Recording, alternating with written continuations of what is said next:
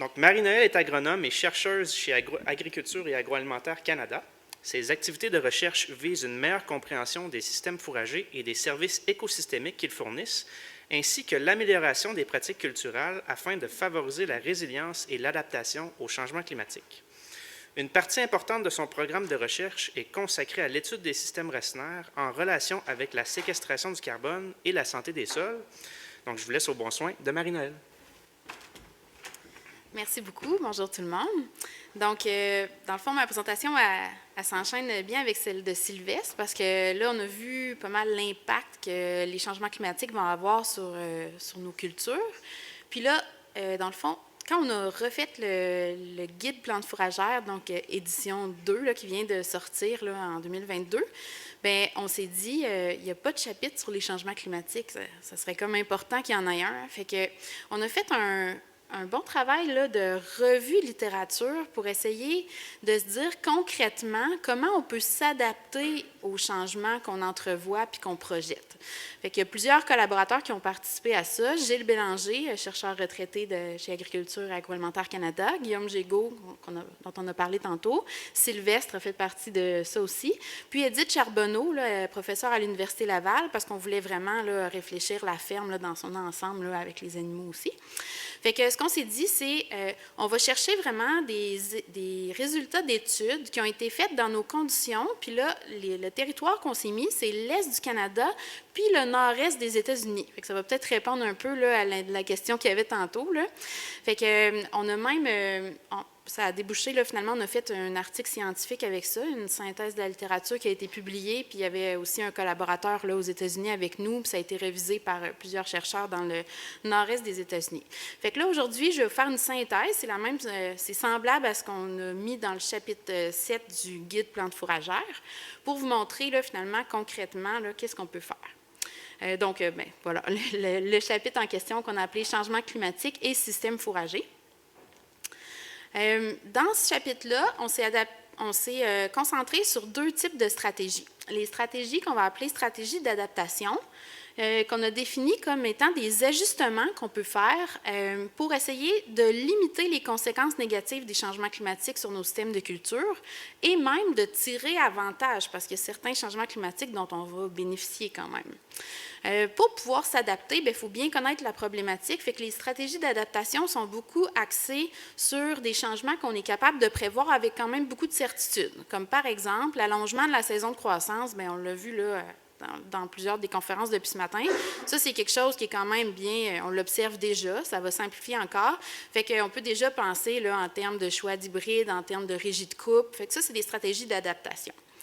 On a aussi regardé des stratégies qui, de façon plus générale, vont permettre d'améliorer la résilience du système de culture.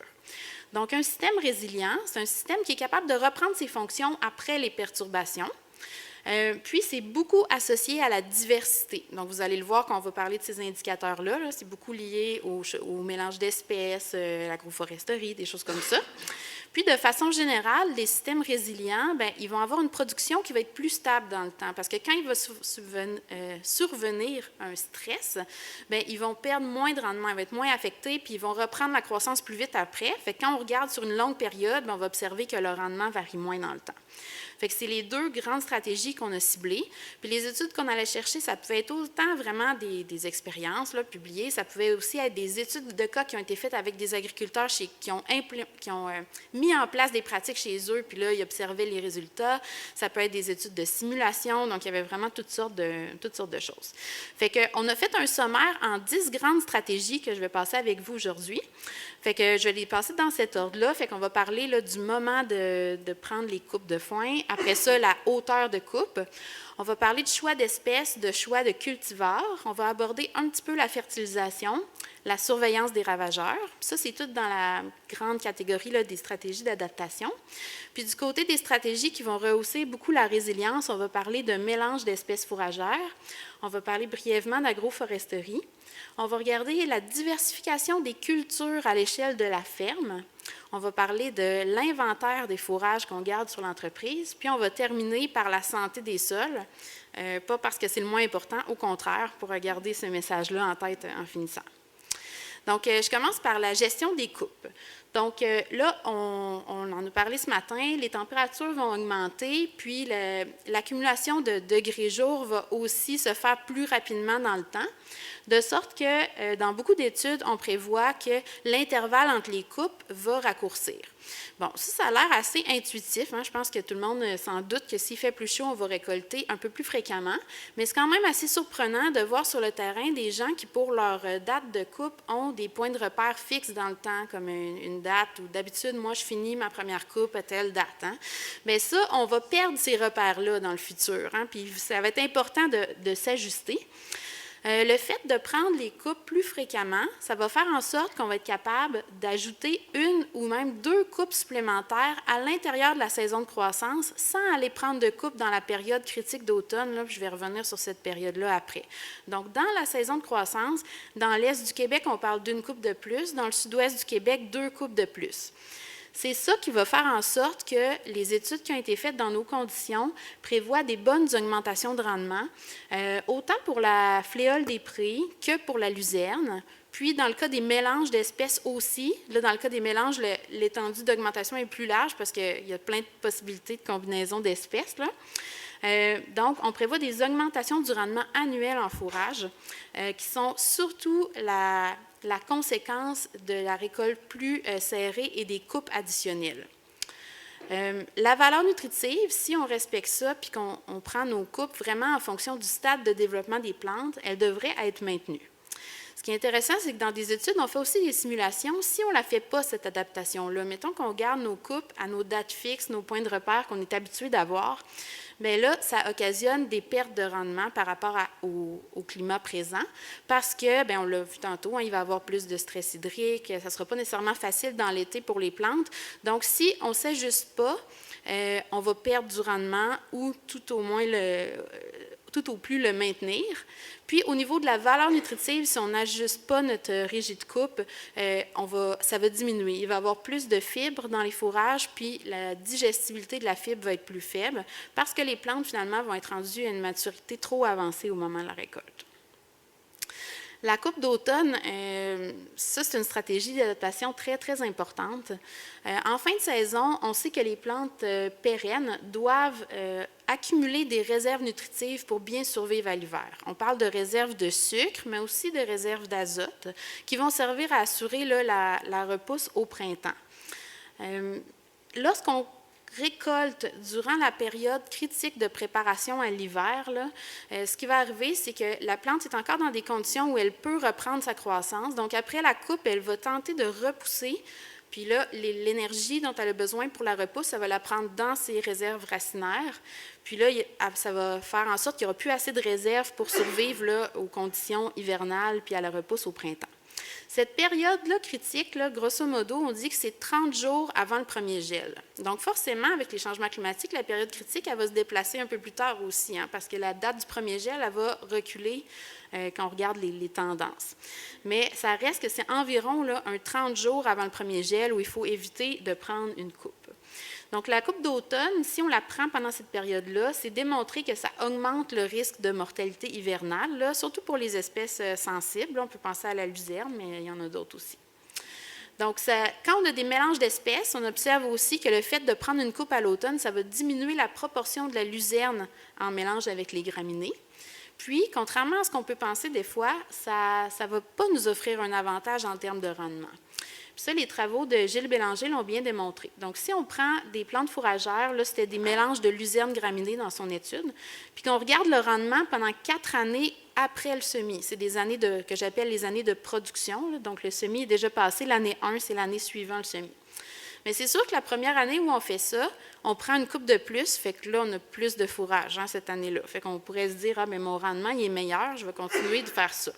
Mais ce que j'ai observé, puis ça a été démontré à 3 sites au Québec, c'est que dès l'année suivante, on vient reperdre ce qu'on pensait avoir gagné, parce que dans le mélange ou dans le traitement où on a pris une coupe d'automne, bien, on va avoir affecté la survie à l'hiver de la luzerne. Donc, l'année d'après, ça va affecter à la baisse notre rendement.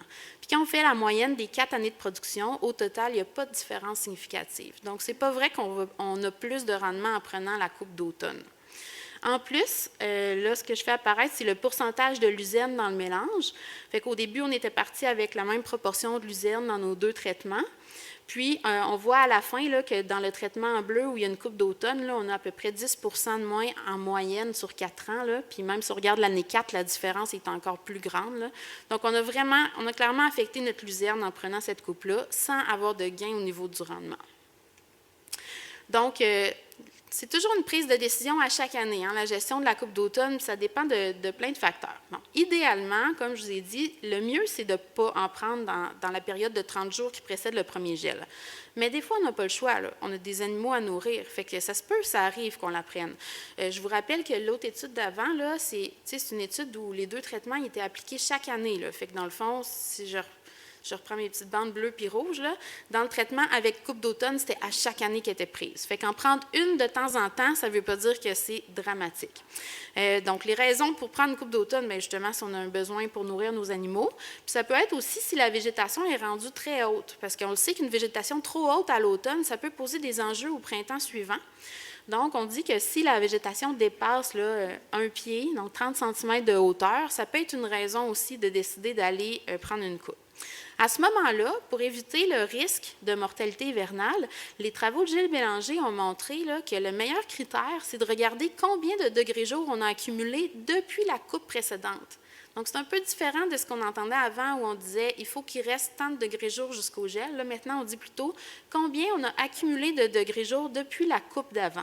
Puis, Gilles a montré que si on avait accumulé au moins 500 degrés jour depuis la coupe précédente, le risque d'affecter négativement la luzerne était vraiment minime.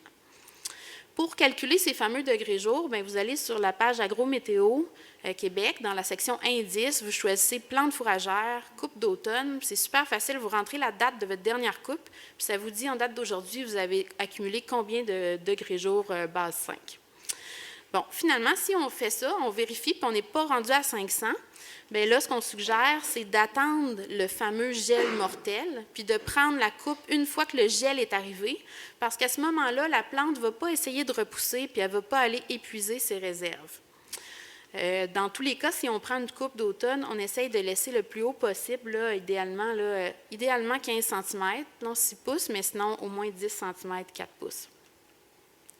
Ce qui m'amène justement à la hauteur de coupe.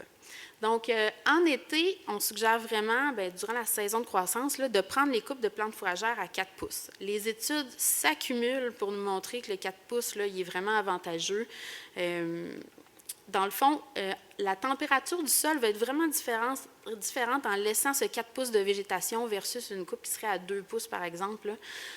On parle il y a quand même là, plusieurs degrés de plus frais au niveau du sol quand on a le 4 pouces que quand on ne l'a pas.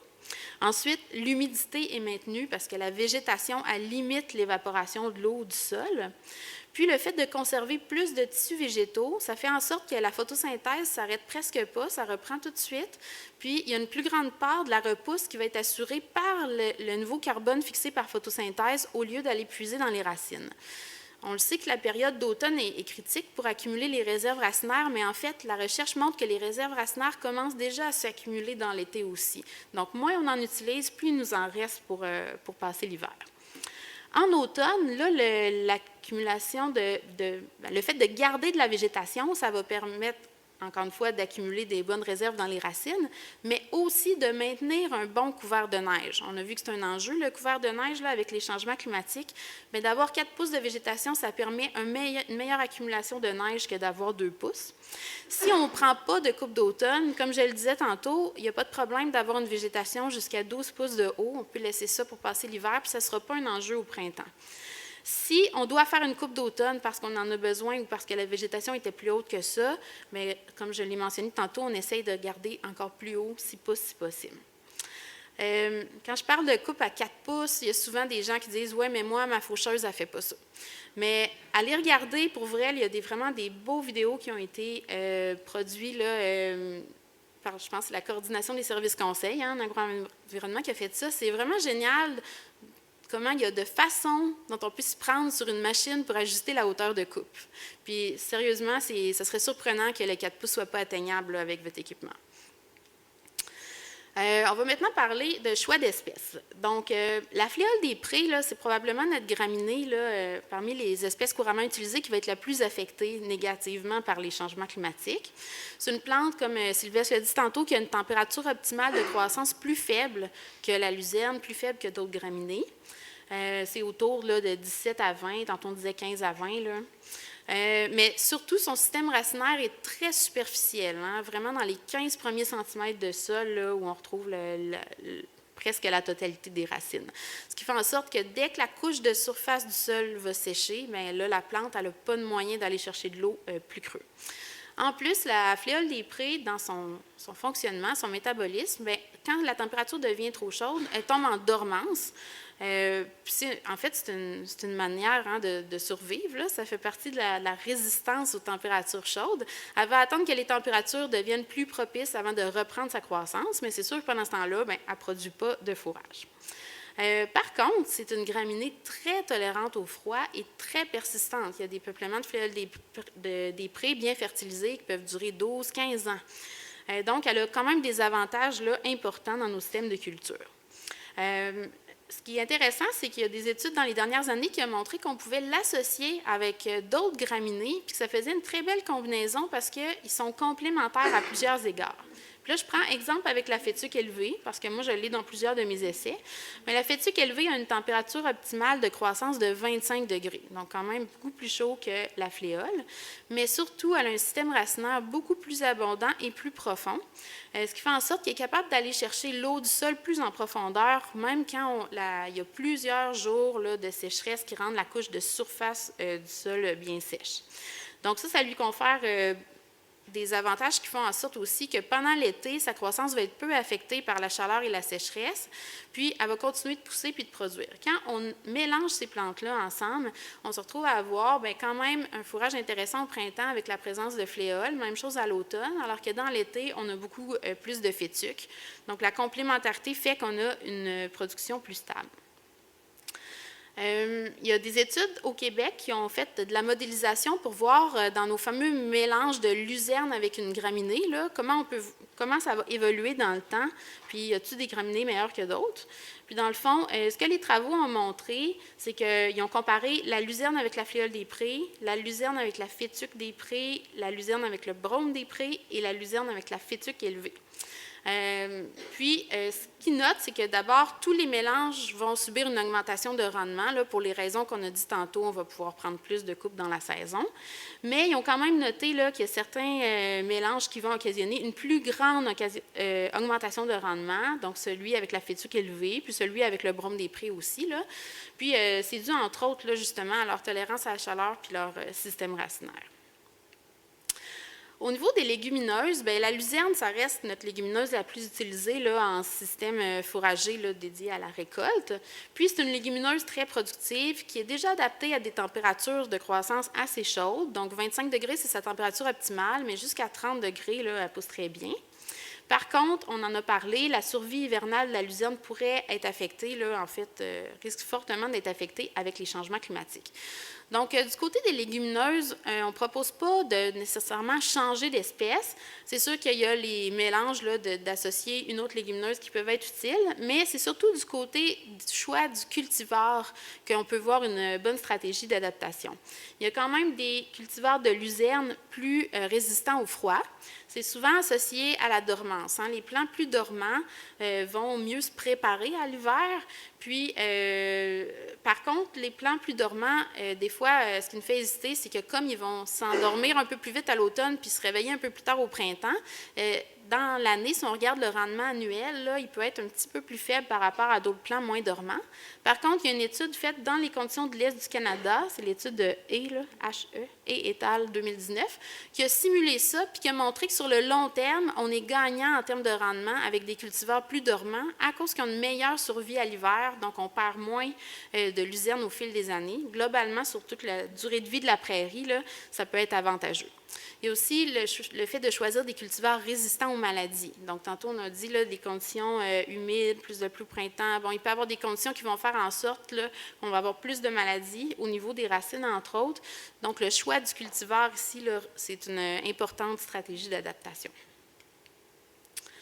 Je voulais aussi mentionner l'importance des espèces à enracinement profond. Le fait d'avoir des espèces qui s'enracinent profondément dans nos systèmes de culture, ça va vraiment nous aider à s'ajuster au changement climatique. Des racines profondes, bien, ça donne un accès à l'eau, même quand on est en conditions sèches. Donc ça, c'est un impact positif pour la résilience des systèmes.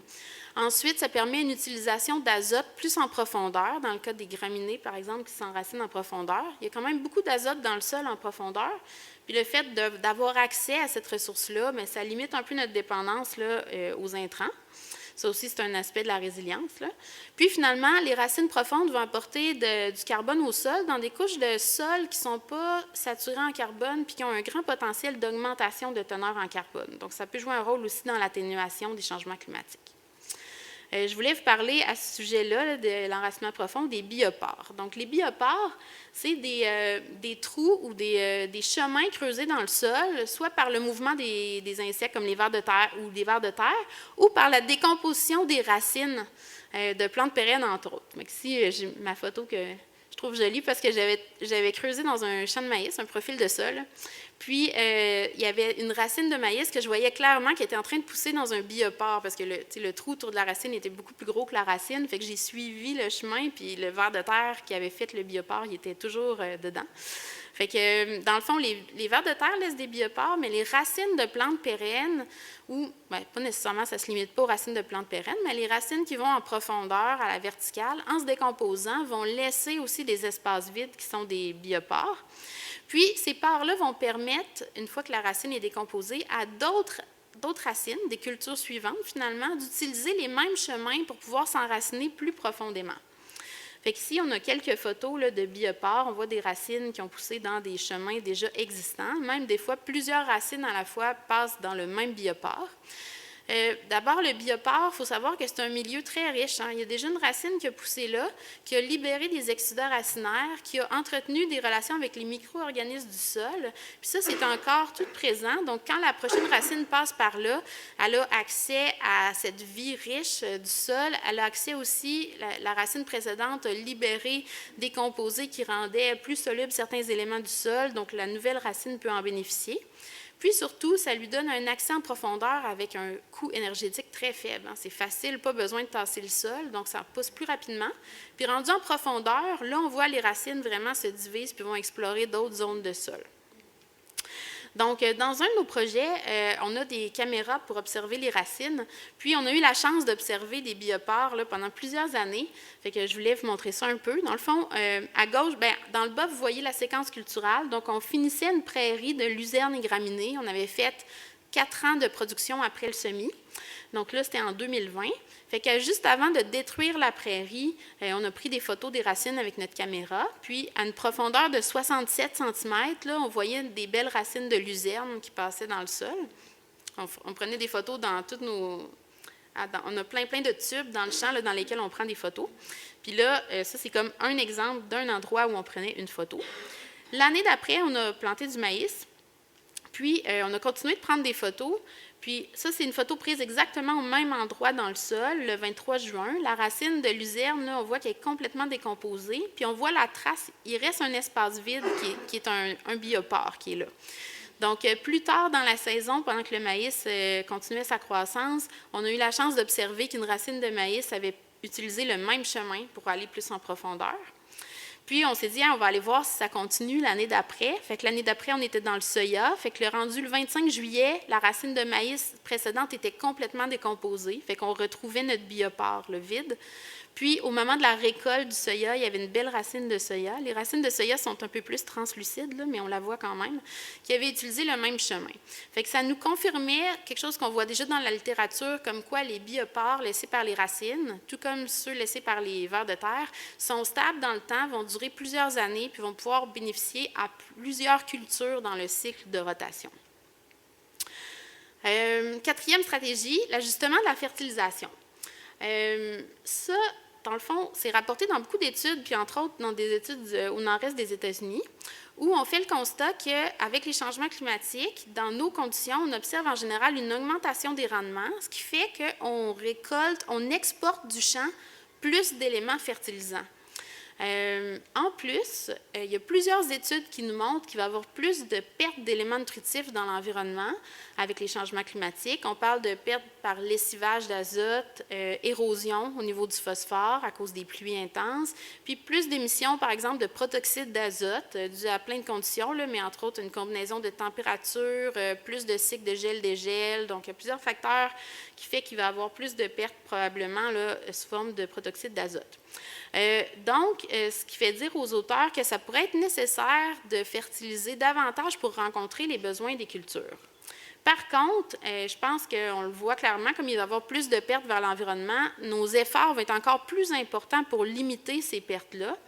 Fait que je pense qu'à la fois, en ajustant aux besoins des cultures, notre fertilisation dans le futur, il va falloir aussi augmenter encore l'emphase sur toutes les bonnes pratiques qui permettent de diminuer les pertes dans l'environnement, comme les cultures de couverture, le fractionnement de l'azote, puis là, il y en aurait plein d'autres bonnes pratiques à nommer. Aussi, plusieurs auteurs soulignent l'importance de donner plus de place aux légumineuses dans nos systèmes de culture, de sorte qu'on va pouvoir apporter plus d'azote, mais en atténuant là, les risques liés à la perte de cet azote-là dans l'environnement. Puis, c'est aussi rapporté souvent de mieux valoriser les engrais organiques pour essayer qu'il y ait une plus grande part des fertilisants qui soient vraiment utilisés par les cultures. Du côté de la surveillance des ravageurs et des indésirables, on l'a mis comme stratégie d'adaptation parce que Sylvestre en a parlé. Là, on prévoit quand même une augmentation de la pression, là, surtout au niveau des insectes. Puis j'ai mis aussi les mauvaises herbes là-dedans, avec aussi plus de mauvaises herbes résistantes. Donc, il y a quand même plusieurs menaces là, du côté de la phytoprotection. Donc, les stratégies d'adaptation, ça va être d'avoir vraiment une vigilance accrue, de peut-être plus marcher nos champs, de peut-être aller voir plus qu'est-ce qui se passe vraiment. Puis, ça revient souvent de vraiment garder en note nos observations parce que ça va nous permettre justement de se préparer au futur, de voir, bon, tel problème, je l'ai de plus en plus souvent, il affecte une plus grande proportion de mes superficies, donc ça aide à s'adapter. Il y a beaucoup d'études qui rapportent l'importance d'avoir un réseau régional. Puis ça, je trouvais en faisant cette revue littérature-là pour l'Est du Canada puis le Nord-Est des États-Unis qu'on était privilégiés ici au Québec avec le réseau d'avertissement phytosanitaire parce qu'il n'y a pas ça partout.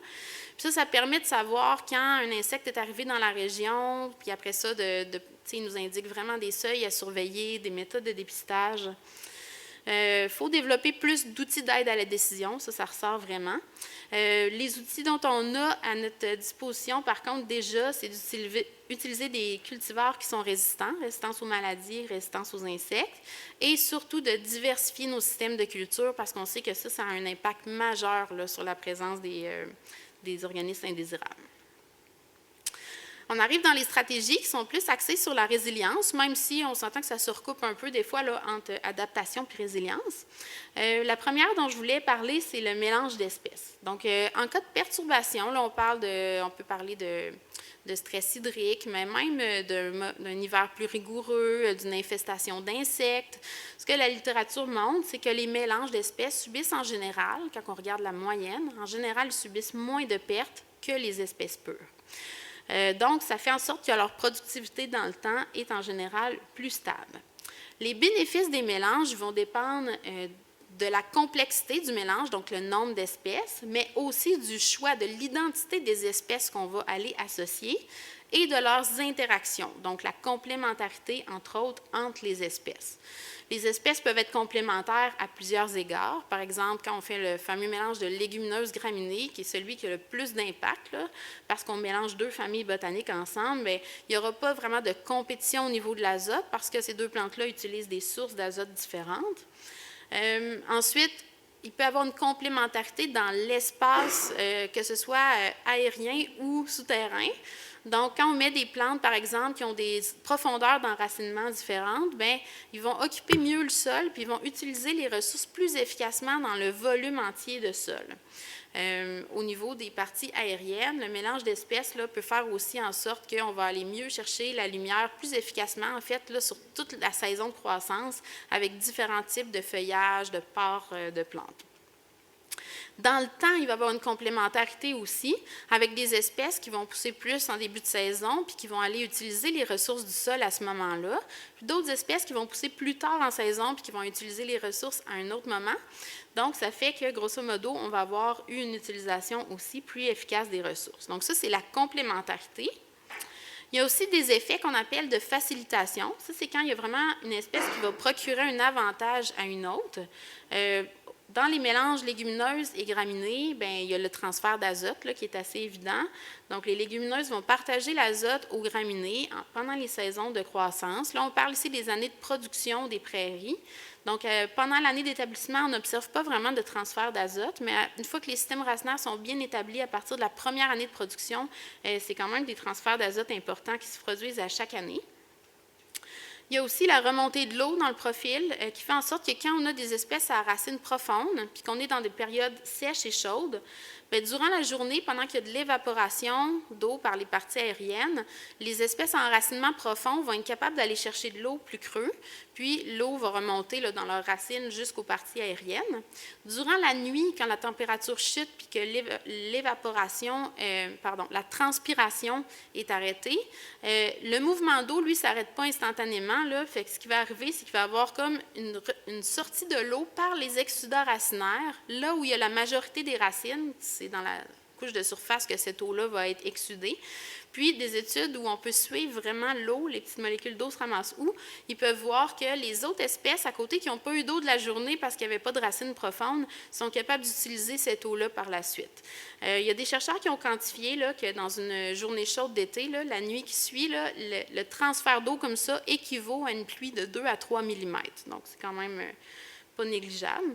Ça fait partie, dans le fond, de ce qu'on connaît, mais on pense qu'il y a d'autres interactions aussi qu'on ignore pour l'instant là, qui font en sorte d'expliquer là, la performance des mélanges d'espèces. Au niveau de la résilience, quand on regarde différentes complexités de mélange, donc à gauche, dans le fond, la première barre, c'est comme un rendement des espèces pures. Donc, si j'ai plusieurs espèces pures puis je fais la moyenne, là, j'ai un rendement X. Quand je mélange ensuite la barre suivante, deux espèces ensemble, ce qu'on observe en général, c'est qu'on va avoir une augmentation du rendement. Puis les études au Québec ont chiffré ça là, environ 15 à 20 d'augmentation de rendement quand on mélange des légumineuses et des graminées, par exemple. Si on rajoute une troisième espèce, là, ce n'est pas nécessairement évident qu'on va avoir plus de rendement. Souvent, les études vont montrer que ça ne fait pas une grosse différence, la troisième espèce, sur le rendement total. Quand on ajoute encore d'autres espèces, là, c'est sûr que notre liste d'espèces n'est pas infinie, hein, puis probablement que les premières qu'on a associées, bien, on a choisi des espèces bien adaptées puis avec des bonnes productivités, fait que là, on en rajoute d'autres, puis ça se peut que ça fasse baisser un petit peu la moyenne de rendement par rapport à un mélange juste 2 espèces ou 3 espèces, mais on remarque qu'on est quand même plus élevé que la moyenne des espèces pures. Ça, c'est des résultats là, assez généralisés, c'est comme le sommaire de beaucoup d'études. Quand ça va mal, par contre, donc les lignes en bleu, c'était le rendement, là, les années normales. Quand ça va mal, c'est là qu'on peut voir l'impact d'avoir eu un mélange d'espèces. Donc, les bandes en jaune, ça reflète le rendement qu'on aurait lorsqu'il y a des perturbations importantes. Fait que si on avait juste une espèce pure, on est plus à risque de perdre beaucoup. Ça, comprenez que c'est une moyenne de beaucoup d'études. Okay? Ça ne veut pas dire que vous perdez nécessairement 50% du rendement, mais ça veut dire qu'il y a une espèce pure qui, elle, peut perdre presque tout son rendement une année très sèche, une autre qui va en perdre un peu, mais quand on fait la moyenne de toutes les études, grosso modo, en moyenne, c'est environ 50%.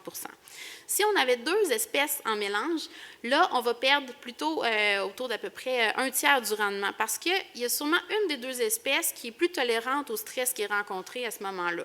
Puis ainsi de suite, si on augmente le nombre d'espèces, bien, on augmente la chance qu'il y ait des espèces adaptées au travers, en plus du fait que les espèces collaborent entre elles pour optimiser l'utilisation des ressources. Donc ça joue aussi dans la résilience.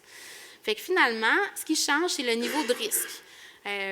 Puis, ce que la recherche montre en général, c'est que les mélanges à partir de 3 espèces et plus vont avoir une résilience plus élevée, donc un risque de perte du rendement plus faible quand il y a des conditions adverses. Donc, je montre cette image-là. J'aime aussi rappeler que déjà, de passer de espèces pures à 2 espèces, on a quand même un bon gain hein, pour la résilience. Fait que puis les mélanges n'ont pas nécessairement besoin d'être très complexes pour être efficaces au niveau de la résilience. Là, je pense qu'on le voit bien. Aussi, ce qui est intéressant, c'est quand on fait des mélanges d'espèces, les gens se disent « Oui, mais ça ne reste pas la même proportion au fil du temps. Tu sais, je pars avec un certain nombre d'espèces, puis ça change. » Oui, c'est vrai que ça change. Ça peut être un exemple, par exemple, où vous seriez parti avec 4 espèces dans des proportions égales, puis au fil du temps, là, après ça, il y a 2 espèces qui vont dominer, puis finalement, une seule espèce qui va dominer à la fin, mais les autres espèces vont être présentes, mais en plus faible quantité. Ce qui est intéressant, c'est qu'il y a beaucoup de recherches qui ont montré que les bénéfices associés au mélange sont présents quand même dans une grande étendue de proportions. Par exemple, si on prend les mélanges luzerne avec graminées, entre 40 et 70 de luzerne dans le mélange, là, on n'a presque pas de différence dans l'efficacité totale d'utilisation de l'azote. Même chose pour la lutte aux mauvaises herbes. On a presque le même effet, là, qu'on soit à un extrême ou l'autre des proportions du mélange. Puis il y a plein d'autres exemples comme ça dans la littérature. Fait que c'est normal qu'un mélange, ça change au fil du temps. C'est ça la résilience aussi. Il peut y avoir une année où une espèce n'est pas favorisée par les conditions, donc elle va prendre moins de place. Mais ça fait partie de la complexité des mélanges, mais en même temps, c'est beau, c'est la résilience qui s'exprime. Là, je vais passer plus rapidement parce qu'il ne me reste pas beaucoup de temps, mais l'agroforesterie, quand même, je tiens à le mentionner parce qu'il y a quand même beaucoup de résultats récents qui montrent des choses vraiment positives par rapport à l'agroforesterie, surtout dans les systèmes où on a des rangées d'arbres. Donc là, j'ai mis comme un arbre, mais vous pouvez imaginer que ça représente, c'est comme si on est face à 2 rangées d'arbres qui sont espacées d'environ 300 pieds. Les recherches qui montrent, c'est qu'avec un large espacement comme ça, on est capable d'avoir un très bon rendement des cultures qui poussent entre les rangées d'arbres. Pourquoi? Bien, parce que les arbres vont limiter la vitesse du vent. Ça va faire en sorte d'avoir aussi un peu plus d'humidité qui est conservée. Ça va diminuer l'évaporation de l'eau du sol et la transpiration par les plantes, puis ça va favoriser un bon couvert de neige. Fait que ça, si on les regarde un à un, dans le fond, c'est des solutions à plusieurs des problématiques attendues avec les changements climatiques. Aussi, ce qui est intéressant, c'est que les plantes fourragères pérennes tolèrent très bien la compétition côté lumière, là, parce que la lumière, ça répond un peu à ce que Sylvestre commençait tantôt, là, mais la lumière n'est pas nécessairement un facteur là, qui limite la croissance des plantes fourragères pérennes. Donc, on observe en général des augmentations de rendement. Puis, au niveau les bandes d'arbres vont être des refuges pour des oiseaux, des insectes. Puis ça sert souvent de prédateur naturel pour beaucoup de ravageurs. Puis il y a vraiment des observations au Québec là, où quand on a une rangée d'arbres à proximité, on n'a pas besoin, on évite un traitement, par exemple, de pucerons ou autre. Fait que ça a été démontré quand même là, par beaucoup d'observations faites au Québec. Donc là, j'ai parlé beaucoup des plantes fourragères pérennes, mais je tenais quand même à mentionner qu'une des stratégies pour augmenter la résilience à l'échelle de la ferme, c'est aussi vraiment d'avoir des cultures diversifiées. Donc, on peut les diversifier au niveau des pérennes, mais on peut les diversifier au niveau des annuels aussi. Au niveau des pérennes, bien, on peut soit faire des mélanges d'espèces, comme j'en ai parlé. On peut aussi avoir plusieurs espèces pérennes cultivées dans différents champs. Puis, on peut même avoir plusieurs mélanges dans différents champs, ce qui fait en sorte que quand il arrive une perturbation, bien, on est très, très peu à risque de perdre du rendement. Au niveau des annuels, dans les systèmes fourragers, bien, c'est sûr qu'on peut utiliser le maïs fourragé, qui est une espèce quand même qui tolère bien la température chaude. Hein. Ensuite, on peut utiliser des céréales fourragères de printemps ou d'automne. Puis, les cultures de couverture, c'est sûr qu'on souhaite les laisser dans le champ, les enfouir. Hein, c'est notre objectif premier d'habitude quand on implémente ça. Sauf qu'on peut se dire qu'en situation d'urgence puis de manque de fourrage, ça peut aussi être une alternative. Donc, le fait d'en avoir sur la ferme, ça donne une autre option quand il y a des sécheresses, par exemple. Quelques mots sur le maïs fourragé, mais juste pour vous dire que c'est une plante en C4 bien adaptée au climat chaud. Puis les projections là, dans les études, dans nos conditions, montrent des augmentations importantes du rendement là, avec les changements climatiques. Surtout dû au fait que la saison de croissance étant plus longue, on va pouvoir prendre des hybrides de plus d'UTM. J'ai quand même mentionné qu'une saison de croissance plus longue, ça permettrait aussi de prendre un hybride raisonnable et de mettre une culture de couverture. Donc, il y a quand même d'autres scénarios, mais bon, ça, c'est les résultats des simulations qu'on a. La saison va être plus longue, mais au niveau du maïs, on risque d'observer plus de jours où le maïs va être en stress hydrique. Donc, il y a quand même un risque aussi là, qu'il soit affecté certaines années par le stress hydrique. Puis, bon, la valeur nutritive ne devrait pas beaucoup changer, mais peut-être une plus grande proportion d'amidon, donc d'énergie. Au niveau des céréales, les céréales pourraient souffrir un peu des températures chaudes. C'est quand même des plantes de climat froid. Dans une étude récente, là, justement publiée par Guillaume Gégaud, il a montré là, que dans l'Est du Canada, le rendement des céréales ne va pas beaucoup changer avec les changements climatiques. Là, fait qu'il y a une petite augmentation. Puis, la récolte des céréales va se faire plus tôt en saison, ce qui offre aussi des opportunités pour peut-être enchaîner avec une autre culture plus facilement ou mettre des cultures de couverture. Survie hivernale des céréales d'automne, vraiment un point d'interrogation. On n'a pas d'études actuellement, à ma connaissance, là, qui nous informent là-dessus. Fait que ça va être vraiment... On va continuer de se poser des questions là-dessus. Les stocks de fourrage, bien ça augmente vraiment notre résilience parce que ça nous rend moins vulnérables. Si jamais il y a une année où dès la première coupe, ça ne va pas bien, bien, on a des réserves. Donc, ça atténue l'impact des pénuries. Puis, ça limite le recours à l'achat, qui est souvent coûteux parce que quand nous, on manque de fourrage, bien, probablement que la région où on est au complet en manque, fait qu'il faut acheter plus loin, ça coûte plus cher. Puis, je vous invite à visionner peut-être la présentation qu'il y a eu cette semaine au colloque Plantes fourragères, où Jean-Philippe Laroche puis Simon Jeté-Nantel, pour la première fois, ils ont comme établi là, un critère là, de quelle quantité de fourrage on devrait garder en stock finalement là, pour avoir une bonne résilience. Donc, je termine, ça va être ma conclusion sur la santé des sols. Donc, un sol en santé, bien, ça a vraiment la capacité d'atténuer les effets des perturbations climatiques. Par exemple, un sol qui a une bonne structure va se drainer plus rapidement après une pluie, mais va aussi conserver plus d'eau s'il y a un bon niveau de matière organique là, en cas de sécheresse. Donc, c'est comme un peu un effet tampon. Aussi, un sol en santé, il y a une bonne capacité de fournir des éléments nutritifs aux plantes. Donc, ça peut limiter aussi notre dépendance aux intrants. Mais peut-être une petite nuance à apporter quand on est en production fourragère, parce que je pense que un risque qu'on court vraiment, c'est de compacter nos sols, parce que souvent, on va faire des passages répétés avec des équipements de récolte.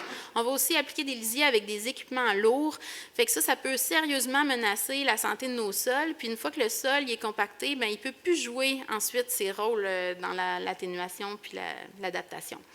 Donc, en plante fourragère, on se ramène souvent aux 3 piliers, rendement, valeur nutritive, persistance. Bien, de plus en plus, la recherche nous montre qu'il va falloir mettre la résilience comme base à tout ça.